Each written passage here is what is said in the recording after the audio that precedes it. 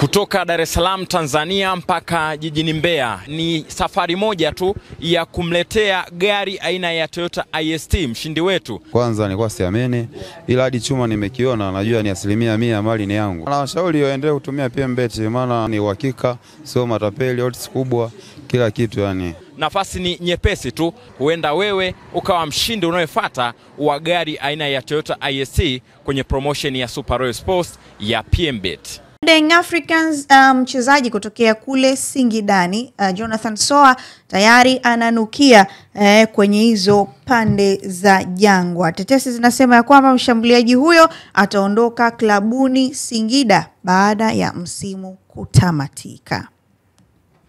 Inasemekana pia amesha saini mkataba kwenye kandarasi ya miaka 2 kuhudumu ndani ya Young Africans. Singida ilikuwa njia panda. Kama mnakumbuka pia alikuwa field. Kwa hiyo kaonekana, wazazi pia wameona ni sehemu yao sasa kwanza kumtumia. Asha kufanywa interview akasema Sumi kwanza Singida ilikuwa njia panda? Njia panda Ulaya. Nikaa vile kuna mtu leo alishe kuota ndoto kapanda ndege, kwa hiyo ahame Gongo la Mboto.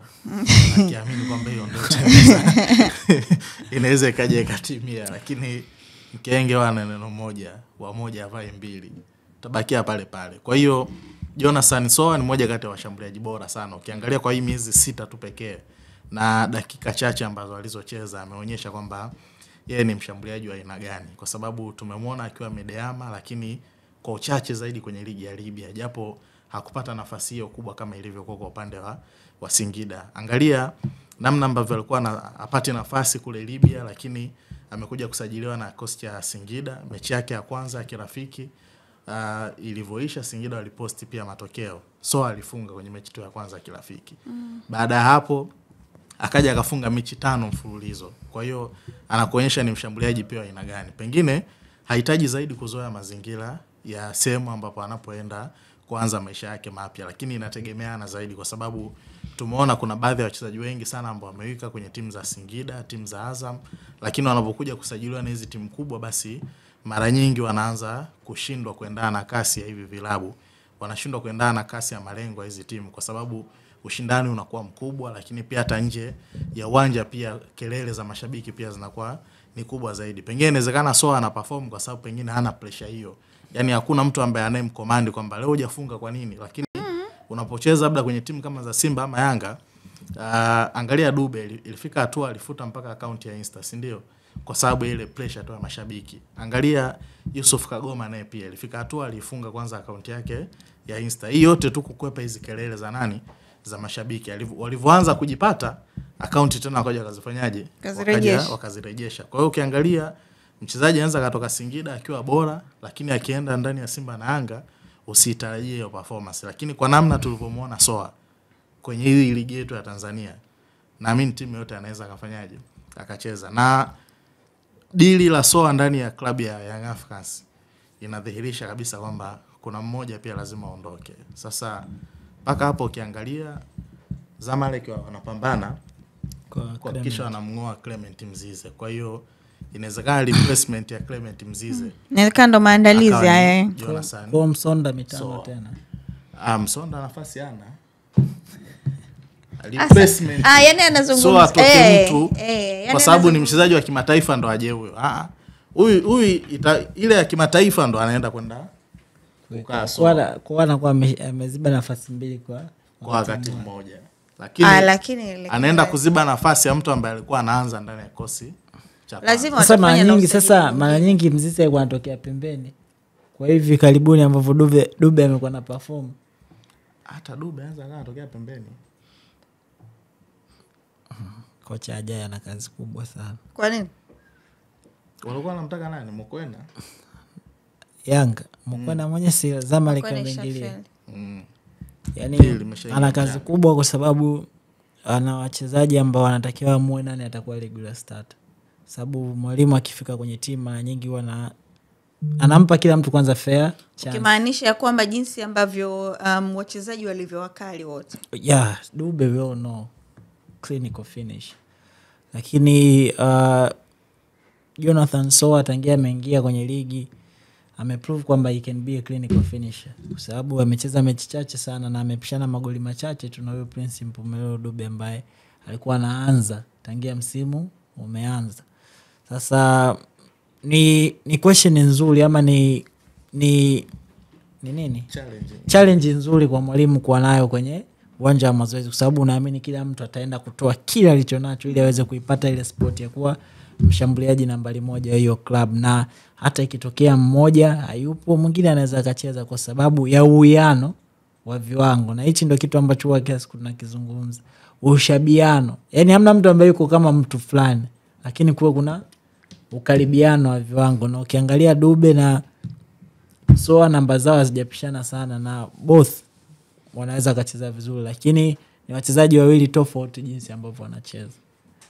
Yaani Dube anaweza kaoperate kwenye eneo kubwa kuliko Jonathan Soa, lakini Soa ni fox kwenye box. Yaani yeye ukimweka kwenye box muda anakuadhibu. Lakini Prince anaweza kaenda huko akajitafutia. Kuna muda Prince unaona anashuka chini kwenye eneo la kiungo, akina Pacome, akina Max ndio anaenda kwenye kwa attack kwenye ile zone 14 ya timu pinzani, lakini Soa yeye strength yake ipo kwenye ile 18. Ukimweka pale Soa na kuguarantee goals, lakini Dube ni all around player. Sasa mwalimu atakaye kuja anataka striker ambaye kwenye boxi ni foxy, ama anataka mchezaji ambaye anaweza kaoperate kwenye eneo kubwa la kiwanja na kwenye varieties of numbers. Na kama mwalimu plani yake ni kumtumia striker ambaye let's say anasimama kwenye box, Dube inamaanisha nini? Inamaanisha wake naye ndo wakati wa kuondoka umefika, kwa sababu mimi siamini eti Dube atakubali kukaa bench Yanga. Atakaa. Mwanzo alikuwa anakaa kwa sababu alikuwa perform, lakini sasa hivi hizi mechi zote ana perform, lakini bado watu wamemletea tena mtu mwingine kumuonesha kwamba tunataka bora zaidi ya hii. Sasa let's say sasa hawezi wakaanza wote. Wanauzwa wawili nani? Anauzwa Clement, anaondoka Msonda. Lazima pale ulivyosema anauzwa akajua Msonda naye anauzwa. Lakini Juma, wewe unamuona kabisa Prince au Soa mmoja anakubali kukaa nje na timu ikaa vizuri? Itategemeana kwa sababu subiri kwanza kabla Juma jijibu. Kumtoa Mzize kumuingiza Soa, Yanga wamepanda wameshuka?